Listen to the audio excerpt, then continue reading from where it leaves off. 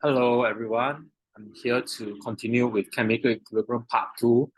Um, just now, I thought I can finish it within the time stipulated, but I realized that, wow, this topic is very big. A lot of key concepts to cover. So I will continue with Gibbs free energy and the position of equilibrium. So let's recall what is Gibbs free energy. So standard Gibbs free energy help us to predict if a reaction is thermodynamically spontaneous or feasible under standard conditions. So let's look at this diagram.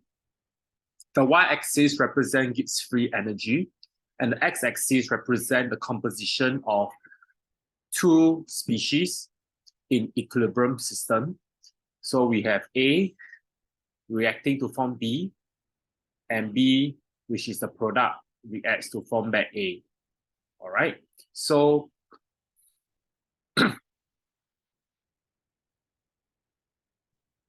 GA and GB represents the absolute standard Gibbs free energy of pure A and pure B, respectively. The difference between them represents the difference in standard free energy of pure A and pure B. We can use this difference to predict whether the complete conversion of A to B is thermodynamically feasible. Okay, so the delta G here will be the instantaneous gradient at any point along the curve. All right, so let's look at this graph. So we have pure A with a Gibbs free energy of Ga, pure B, Gibbs free energy of Gb. This represents at standard conditions, okay? And then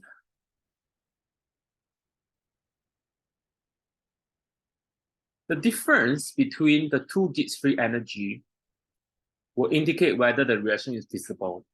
And they should be negative. So when Gibbs free energy is negative, it is a feasible reaction. From here to here, we can see that the change in the Gibbs free energy is negative because Gb is lower than Ga. Okay? At equilibrium, the change in Gibbs free energy or the difference should be zero, as shown by the gradient equals to zero. From here to here, Gibbs free energy difference represented by the gradient becomes positive, which means it is not feasible in this area. In a reversible system where reaction is never complete, a mixture of reactants and products will always be found at any point of the reaction progress, and also when the system reaches equilibrium.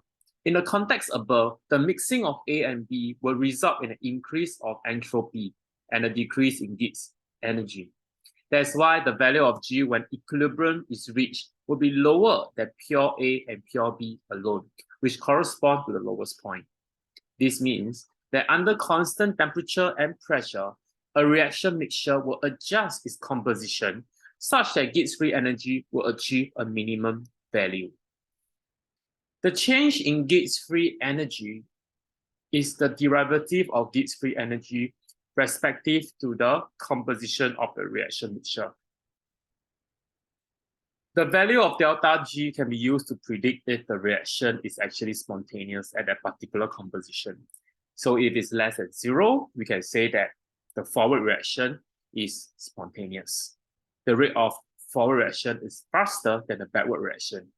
If delta G is more than zero, positive, backward reaction is spontaneous, the rate of backward reaction is faster. In the middle, where we have the lowest point, delta G is zero, that's when we have dynamic equilibrium, where the forward reaction rate equal to the backward. So the condition for chemical equilibrium under constant pressure and temperature is when delta G equals to 0. That's the whole point of this page. Consider these 4 cases. Take a look at the graph. Now, let's examine them closely.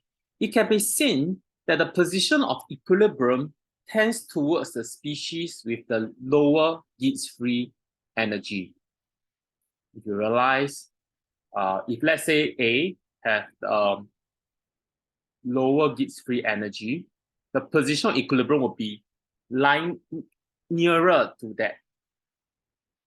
And the lower the G, the more likely the equilibrium position lie towards it. Okay?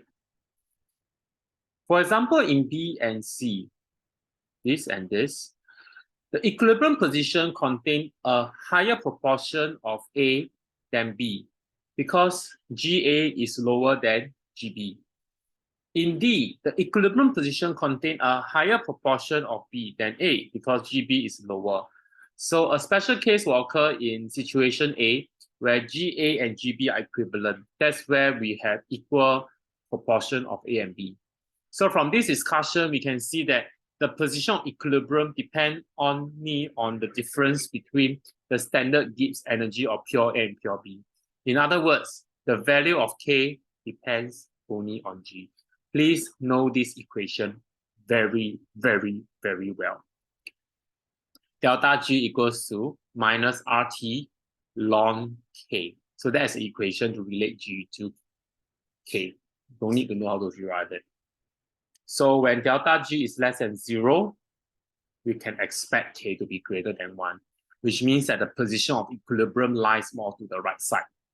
Where K is much greater than 1, the reaction is going towards completion. If delta G is more than 0, K will be less than 1. The position of equilibrium lies more to the left side. We can say that there is no reaction. Now, let's look at Le Chatelier principle, where when a system in equilibrium was subjected to change or stress, it will react in a manner to re-establish equilibrium. So there are 3 or 4 changes that could affect the position of equilibrium: changes in concentration, pressure, or volume, temperature, or adding catalyst. Now, the Le Chatelier principle gives us a useful rule of thumb to predict the direction in which equilibrium position will shift when the system subject to a change.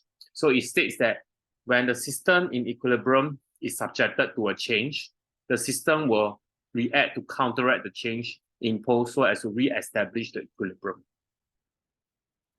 When the conditions change such that the system is no longer in equilibrium, the rate of the forward and the backward reaction will no longer be equal because there is a disturbance to the equilibrium system. So if we consider this elementary reversible system, if we introduce more A and B to the system equilibrium, we will increase either A or B concentration, and this will bring about a higher frequency of effective collisions between the reactants and will increase the rate of forward reaction. And the rate of forward reaction will therefore be greater than the rate of backward reaction until a new equilibrium is established. In conclusion, increasing the amount of reactants will favor the forward reaction, while increasing the amount of products will favor the backward reaction. A more quantitative approach to predict the effect of position of equilibrium is when a change is imposed to compare the value of Q and K. Now, if Q is less than K, we can say that the forward reaction is favored. When Q is exactly equal to K, the system is at equilibrium. When Q is more than K, the backward reaction is favored. So relating Q, K, and delta G, this is the graph to kind of summarize it. When delta G less than 0, Q will be less than K. Q is the quotient, by the way. Yep. Q represents the reactants. Yeah, so if you have less, of course, as reaction progresses, this will happen. So here is when delta G more than 0, Q is more than K. All right. The Q is the reaction quotient.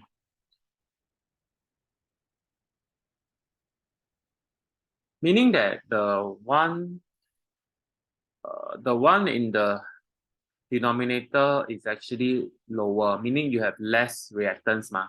So because you have less reactants, the equilibrium position shift more to the right.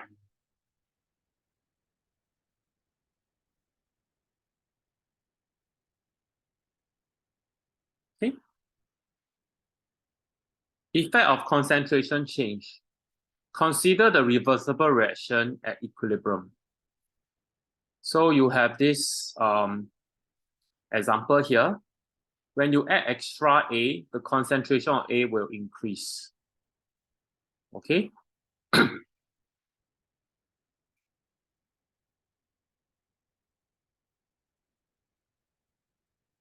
This one means actually more reactants. So more reactants, then you shift equilibrium to the right. Yeah, that's right. More reactants. When the denominator more means refer to reactant, then this is the opposite. So when you add more reactants A, you increase the concentration of A. By Le Chatelier principle, I mentioned this, equilibrium position will shift right to partially offset the increase in concentration of A. Okay, it only partially offset. So how does it partially offset increase in concentration of A? By removing A in the system until a new equilibrium is reached. So that a new equilibrium mixture will have more A, okay? Because you add A, so A will still increase, but it will drop a bit only. So overall A is still increased. But as a result, you have more C and D, but you sacrifice B. Okay? So if you look at this graph, right, you will understand better. So what happens is that for A, right, you increase A, but the equilibrium position will shift to the right to partially offset the increase in A, and it will drop a bit. C and D will benefit because they are the product side, so they will increase without any drop. But we sacrifice B. B is the reactant also. So when A decreases, B also decreases. Okay? And then we will achieve a new equilibrium, meaning their concentration equilibrium will all be different. Okay? So at time T1, that's when we start to disturb the equilibrium by adding A.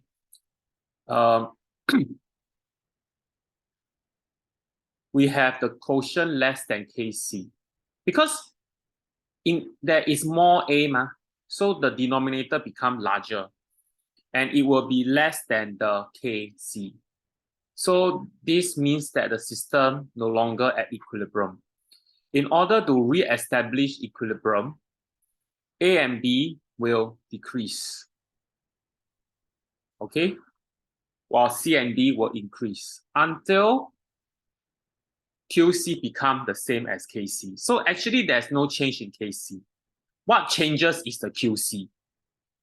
KC is fixed at constant temperature. Okay? So the new equilibrium A is still higher than the initial because the change only brings about partially offsetting. Okay, what if we have the A removed, causing a decrease in concentration of A? So by Le Chatelier principle, equilibrium position will shift left to partially offset the decrease in A by producing more A until new equilibrium is reached. So the new equilibrium mixture will have less A and C and D because now you are removing A, So although there will be partially offsetting by having more A, but it will not be as much as it has in the beginning. All right. And you sacrifice C and D, but B gains the benefit, something like that. So when you have less A, the new QC will be greater than KC. To re-establish equilibrium, A and B will increase in concentration, but C and D will decrease. in concentration until a new equilibrium is reached at around T2. The new at equilibrium, A is still lower than the initial, but the change is only partially offset. So these are some tips to ask yourself when you answer questions using Le Chatelier principle. Answer contains three parts: where, why, and how. So these are the answering technique. How should you write in the answer? So by Le Chatelier principle, equilibrium position will shift left, which tells you where is it and why does it need to shift to left to partially offset the decrease in A and in order to produce more A until new equilibrium is reached. Let's look at this exercise. Summarize the effect of change in concentration of the components of the system by indicating the direction of shift in the position of equilibrium where the concentration of the components are changed as stated. So you can try yourself by covering the answer, but I will just go through it quickly because it's quite straightforward. So when A increases, equilibrium position will shift to the right. When A decreases, equilibrium position shift to the left. When C increases, equilibrium position shift to the left. When C decreases, equilibrium position will shift to the right. All right. Let's look at this word example. State what difference in observation to be expected when this equilibrium is subjected to the change. So you have this yellow color, this orange. So if you decrease the pH, there is H plus involved. So you make the reaction mixture more acidic. That means you increase the concentration of H plus. Okay, so when pH decreases, concentration of H plus increases. With the increase in H plus concentration, equilibrium position shift to the left to form more orange Cr2O72-. So it will become more orange. If you add sodium hydroxide will dissolve first to form hydroxide. This must be mentioned first. And then the hydroxide will react with water or neutralize the H plus to form water. Then there will be a decrease in H plus concentration, causing the equilibrium position to shift to the left. Okay, causing to shift to the left to form more yellow CrO4-2-. Now, let's look at another question. You can take a look at it first before we attend it. So you have a reaction between B to C. A solution of B initial concentration 0.15 mole is allowed to reach equilibrium at 80 degrees Celsius. Calculate the equilibrium concentration of B and C. Okay, if the concentration of B in the equilibrium mixture is increased by 0.0075 mole per dm2 at time, what will be the concentration of B and C when equilibrium is established again at 80 degrees Celsius at time T2? And then sketch the concentration time graph for the reaction from time 0 to time T2. Now, you have to use ICE here because you need to calculate given the concentration. So there's some calculation involved. So again, as usual, we let X be the one that you need to find, which is the equilibrium concentration of B and C. So initially 0.015 mole, but there's no C. And then at equilibrium, so C gain C plus X, so which means B minus X. So this will be the equilibrium concentration. And the Kc was given as 0.5. So there will be no units anyway because it's B and C only. So you just take X divided by 0.015 minus X equals 0.5 and you solve the equation. Yep, you solve the equation. You get this. And then for B, you just need to minus off the X calculated earlier. The next question, if the concentration of B is increased by 0.0075, what will be the concentration of B and C when equilibrium is established again at 80 degrees Celsius? So you just write IC again, this one,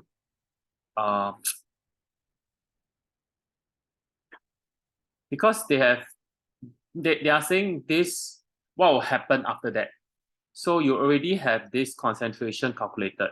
So you plus another 0.0075. This is the disturbance to the equilibrium. Okay, this is what was calculated just now, right? Yep.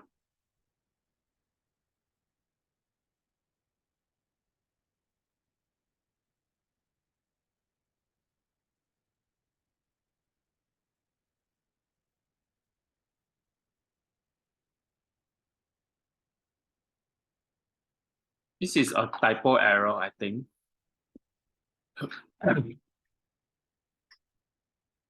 It should be this one.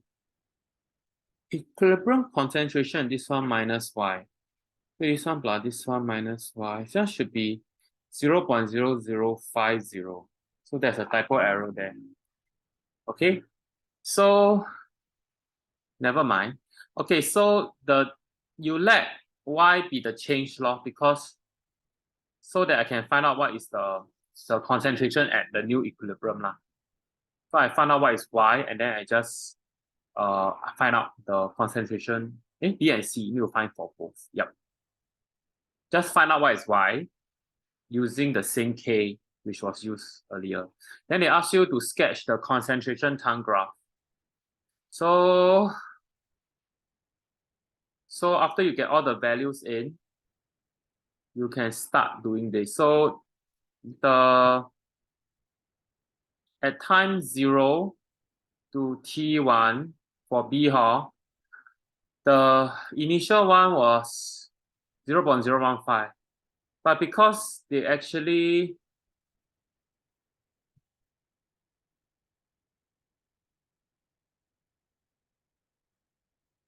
increase, correct? B increases. So because B is the reactor mass, so B will decrease first, C will increase. So after that, there was a disturbance at T1. Then it will drop again. And the B equilibrium is 0.015. Yeah. Actually, happen to back to, but not always like that lah. It may not always go back to the original concentration. As for C, it go up, and then because you actually add more B, then in the end, you actually more C. Yep. Notice that while the equilibrium position have changed, the relative concentration of B and C are different. See? So you see, just now it was here, but now B increased, but C increased. But the thing is, right, the ratio actually doesn't change. So K is unchanged. So remember that K is only dependent on temperature, and the temperature remain constant at 80 degrees Celsius throughout. Now let's look at pressure. Since pressure has a negligible effect on the volume of solid and liquid, we only focus on gases. The partial pressure of particular gaseous component equilibrium will be affected by increasing more A or decreased by removing GA. So the effect of changing partial pressure of any gaseous component at constant temperature is similar to that of changing concentration. Okay, recall PV equal nRT. So P equals to N over V RT. And then you just take, which is equals to concentration. This is actually concentration times RT. So actually partial pressure and concentration are directly proportional given the same temperature. Now, let's try this question. So if you try to increase the partial pressure of A, so it will shift equilibrium position to the right. Decrease A, left. Increase C, left. Decrease C, right. Okay? Now, total pressure of system could be increased by either compression or expansion if you decrease it. So the effect of changing total pressure of a gaseous system depends on the stoichiometry of the reaction, whether more, less, or equal number of gaseous particles are produced after a reaction. When the number of gas particles on each side of equation is different, that will mean something, okay? So when the total pressure of the equilibrium mixture is increased, so by Le Chatelier principle, the system will try to counteract the increase in total pressure by favoring the reaction that decreases the total pressure. So if you try to increase the pressure of the system will try to decrease the total pressure, and it will do so by reducing the number of gas particles in the system. So in this example, right, the forward reaction will be favored because it only had 1 mole compared to 2 mole from the reactant side. Because the forward reaction favored because it produces fewer gas particles. So the position of equilibrium shift to the right, the side where less gas particles are present.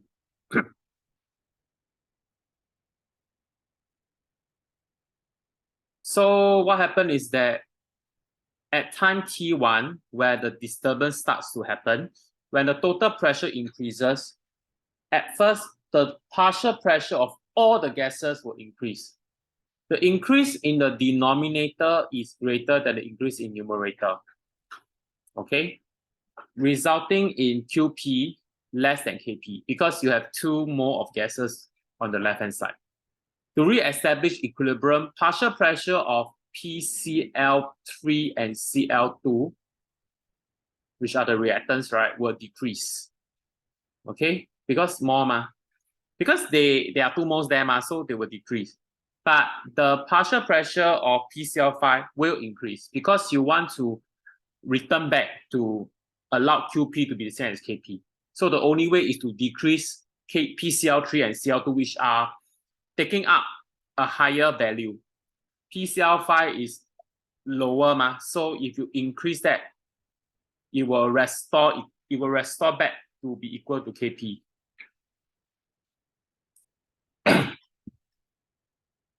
Likewise, when the total pressure of equilibrium mixture is decreased by Le Chatelier principle, the system will try to counter the decrease by favoring reaction that increase the total pressure. So in this case, the backward reaction is favored because it actually produces more gaseous particles. The position of equilibrium will shift to the left in this case. So at time T1, where the total pressure decreases, partial pressure will all decrease. Okay, and this will result in the denominator having the decrease in the denominator will be greater. That means that QP will be larger than KP. And then to re-establish equilibrium, the partial pressure of PCl3 and Cl2 will have to increase, while partial pressure of PCl5 will decrease to ensure that QP go back to be the same as KP. Since temperature is still constant, okay? How about when the number of gas particles on each side of the equation happen to be the same? If that is the case, then it won't favor either the forward or backward. So the system will just remain equilibrium, even with disturbance added. So the composition of the equilibrium mixture will not be affected then. Approaching this quantitatively, right, if you have this particular example, so the increase in numerator is the same as the decrease in numerator because the power of turns happen to be the same. Here 2, here 2. So Q remain as K and there's no shift in the equilibrium position. So in summary, for a system with different number of gaseous reactants and products, so if you try to increase the total pressure, equilibrium position will shift to a direction to lead to a decrease or increase in number of gas particles. For a system with equal number, doesn't matter. It will not affect the equilibrium position. Now, so this is an exercise to summarize the effect of change in total pressure to test your understanding. So to indicate the direction of shift in equilibrium position if the total pressure is changed as stated. So if the change in total pressure increases, the reaction will favor decrease in gaseous molecules. So you will have C plus D greater than A plus B. Okay, so it will favor decrease in gaseous particles. So if you have the product having a higher mole ratio, higher number of moles, it will shift to the left. Yes. Okay, in this case. Then if the products got less, then it will shift to the right. Okay, and the opposite is true. Okay. Now, if you have this scenario, 3 here, 2 here, so if you to favor forward, you increase. Here is 1, 2. So in order to favor forward, you decrease because here got more. This one no change, no affected. Okay, now let's look at volume. For gaseous system, the effect of increasing volume under constant temperature is the same as decreasing total pressure. Why? Boyle's law. V and P are directly inversely proportional. Now, when the volume of reaction system increases, the total pressure decreases, correct? And we just use the concept that we have covered or discussed just now. So according to Le-Chatelier principle, the system counteracts this by favoring the backward reaction, which produces more gas particles. The position of equilibrium will shift to the left. When volume increases, the partial pressure of all the gases will decrease. Since pressure and concentration are directly proportional, there will be a decrease in concentration, brings about, then the rate of the forward and backward reaction will decrease. Okay, and in terms of rate of reaction, right, if you ever decrease the pressure, it will result in decrease in rate, and it will take a longer time to reach equilibrium, not reaction completed. When the volume decreases, the opposite happens. When your total pressure increases, you must say, okay, now the gas particles are closer together. When you decrease the volume, then they are closer together. There is more frequent collisions between them, right? Between them and the walls of the container. So the pressure will increase. According to Le-Chatelier principle, the system counteracts by favoring the forward reaction, which actually have less gas particles, all right? And then position of equilibrium shift to the right. So when volume decrease, right, the partial pressure of gases all increase. So it will increase the total pressure, right?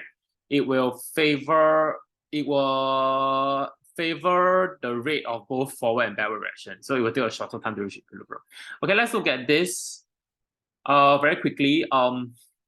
If you decrease in volume means you increase in volume means you decrease in pressure. So the reaction will favor more gaseous molecule in order to increase the pressure. So if your product is more than reactants, to the right, and otherwise. Okay. Let's look at temperature. So you have an endothermic forward reaction here. When you increase temperature, according to Le-Chatelier principle, the system will try to counteract the increase in temperature by favoring the forward endothermic reaction in order to absorb heat. So equilibrium position will shift right to favor formation of more products. So there will be new equilibrium mixture that have a higher proportion of C and D. Okay? So when your C and D become more, but A and B decreases, that means the Kc will increase. You see, in the previous example where you add higher concentration or higher partial pressure of the reactants, right, or products, right, there's a change in the amount, right? But overall, there's no change in the K. But here, right, you increase temperature, you bring about changes in the composition. Of course, K will change, logically.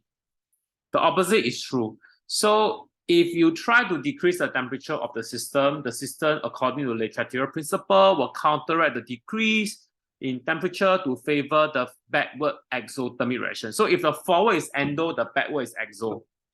Okay, so decrease temperature, release heat to increase the temperature. Okay, counteract that change. So equilibrium position will shift left to form more A and B. And then with more A and B, your K will be a new K that is lower than the original K. So I think this is a repeat lah of the point, so I will not go through it. Okay, so this is a summary. When you have increase in temperature, then the reaction favored will be endothermic. So if this is endothermic, it will go to the right, then the opposite is true. Okay. Now, when temperature increases, the rate constant of both the forward and backward reaction will increase according to Arrhenius equation. So the number of particles with energy equal or higher than EA will increase according to Maxwell-Boltzmann distribution curve, which we cover under kinetics. So the rate of forward and backward reaction will increase and dynamic equilibrium is reached more quickly. So you have an increase in the T, okay? Conversely, when temperature decreases, P at equilibrium will decrease. All right?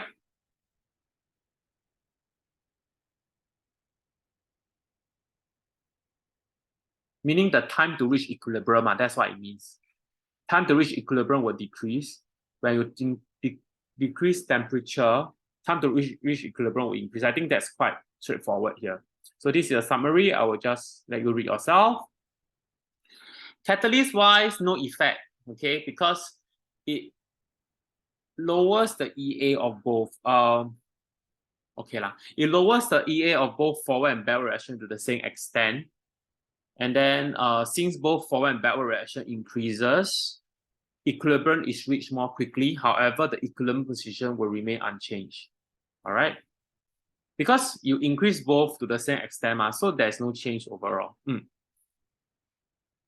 Now, so this is just a diagram to show the difference between catalyzed and uncatalyzed reaction. So if a catalyzed reaction, your equilibrium is reached earlier, but there's no change. Okay. Okay. It's still reaching the same concentration equilibrium. So this is one exercise to try. Read this before I go through. So you have silver chlorate reacts with chlorine and it's an exothermic reaction. Sorry, endothermic. And you have one gas and three more gas. So you actually have more moles on the right hand side. So which one will not affect? Compressing container, no, it will. Correct, it will affect. Will not affect. So they're asking will not affect. So affect one cross out. Increasing temperature will affect, because yeah, temperature will definitely affect, okay?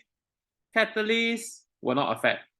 Removing silver chloride sounds possible, but actually no, because silver chloride itself is solid, solid state substance will not affect the equilibrium position because it is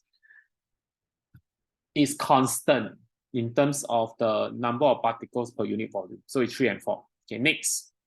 Okay, this one you can read yourself as summary. Let's look at some industrial process, Haber process very quickly. You learned this at O level already. So, okay, I will just let you read yourself. You should try to minimize the process by using a cheapest reagent, making the reaction as fast as possible, avoiding high temperature, high pressure because they're very costly.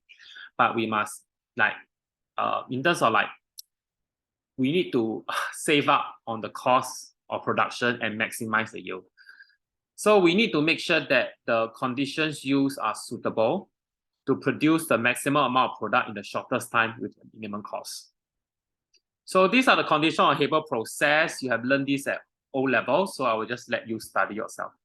So in using Le Chatelier principle, how can we apply it to Haber process? So 450 degrees Celsius, meaning that, okay, the forward reaction is actually exothermic. You can see that.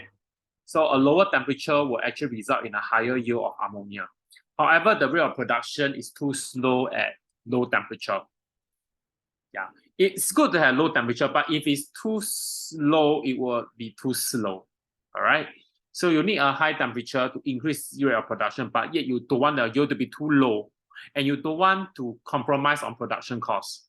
So based on their research, experiment data shows that 450 degrees is the best, optimum.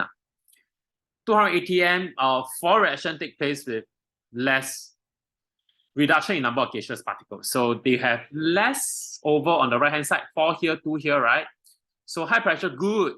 However, it will increase the cost of production because that means you need stronger pipes to withstand the high pressure, and there will be safety concern because what if there's an explosion? It will be disastrous. So they just moderate at 200 as the optimum. Catalyst is finely divided iron catalyst, but this is something that is extra. Learn here is aluminum oxide as a promoter, which will help to increase the production rate. Then there should be continual removal of ammonia because it will help to shift the position of equilibrium to the right by increasing the yield of ammonia. So how do they do it? What they do is that they actually cool the reaction mixture to minus 50 degrees Celsius to liquefy ammonia. Okay, so then he collect the ammonia. Then those gases, N2H2, right, they are still in gaseous state, so they can be recycled again into the reactants. All right, reactor system. Okay, so the molar ratio used is similar to minimize excess. So we try not to have excess of these two, okay, to save money, to buy raw materials. So if you continue to remove ammonia here, you will shift equilibrium to the right. Now, this is one question. The percentage of ammonia obtainable at equilibrium during Haber process plotted. So which graph shows the representative graph? Okay, so 400 is better because lower better, right? Yeah, so it should be higher pressure, higher. The rest is not correct. Okay, so it's A. Okay, lastly, appendixes. I will just go through review very quickly. Like the quantitative approach to explain. Okay, just very quickly. So you have A to B. They start with 1 mole per dm cube then Kc 1 So when you have a change applied by removing B, so the concentration drop to 0.5. So when you take 0.5 over 1, it becomes less than Kc. So ICE method 1 0.5. So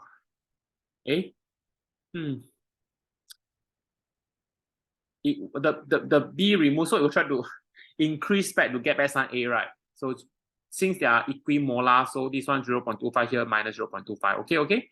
Then you get 0.75, then become 1 again. So it's just a quantitative approach. Just use this number is given now, okay?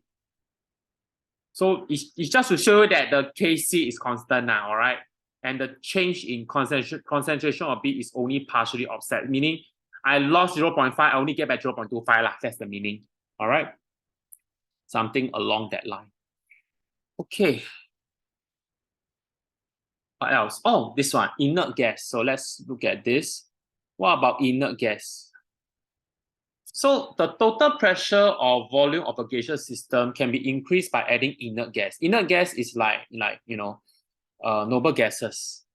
Okay. So in this case, right,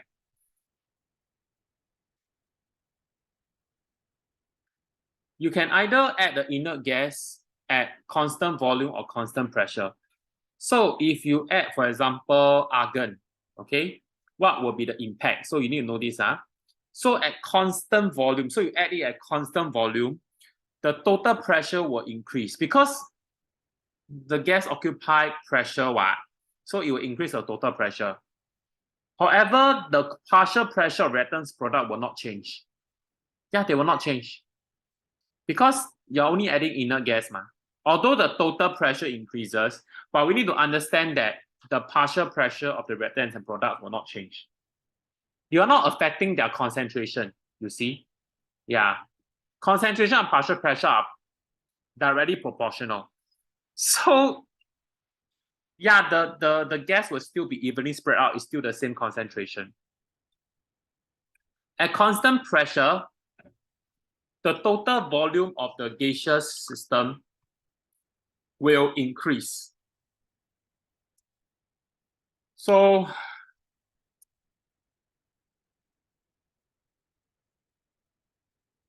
as the system must, because when you add with constant pressure, you will increase the total volume when you add the inert gas. Okay, so in this case, so at constant volume, no change in equilibrium position. But with constant pressure, right, the concentration or partial pressure will decrease. Because what matters most is actually the total volume. Yeah, because as long as the volume is constant, the partial pressure will not change. Because the concentration is related to the volume. So if your total volume changes, right, then the become bigger, so the concentration of reactants and products will decrease. All right. Hence, the equilibrium position will shift to the left, to the side involving greater number of moles. When the concentration decreases, so when the concentration decreases, it will shift to the side to produce more mole. So for reactions with equal number of reactants and products, adding inert gas even at constant pressure will not have effect. Because it cannot shift to any, it means shift to the side also no use. It will not cause an increase in the number of moles anyway. So the equilibrium position and composition will remain unchanged. Now the last page, finally we come to the last page. It's a very long chapter, take about 2 hours to finish this. Okay, so comparison of equilibrium constant of catalyzed and uncatalyzed reactions. For uncatalyzed reaction, right, we have using the Arrhenius equation, all right? We have this, okay? And you just need to simplify this and you finally get this expression. For catalyzed reaction, so you realize that, hey, even if you just have to quantify it, actually it has no change in Kc. Yeah, no change. Okay, you can just sub in. So for reversible reaction, Kf over Kb, so Kf is this one, you sub in here. Then Kb, you sub in here. Okay, then you simplify, bring this together, and then you will get minus delta H. For catalyzed reaction, this is for uncatalyzed reaction. Then if you have a catalyzed reaction, right, so you have a new EA, correct? So you have a new EA. This is for the forward, this is for the backward. Okay, then you just have to here, come here. Then this one, go over here. Again, you simplify the expression. All right, then you have AB minus AF, which is minus HF, which actually is the same. Okay, right? There's no change. It's still this and this, sama, same. All right. So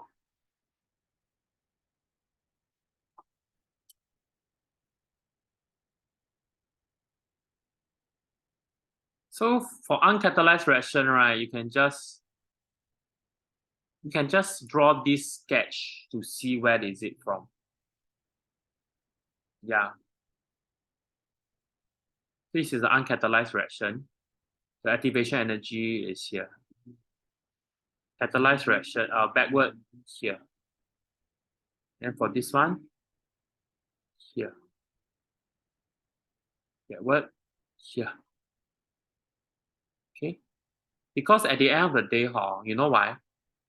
It's still minus H4. You see what my point is? This one and this one is the same because the difference is still delta H. Yeah? It's still the same delta H. So the difference between the activation energy of the forward and backward reaction is not affected by catalyst. It's the delta H that causes it not to be any different.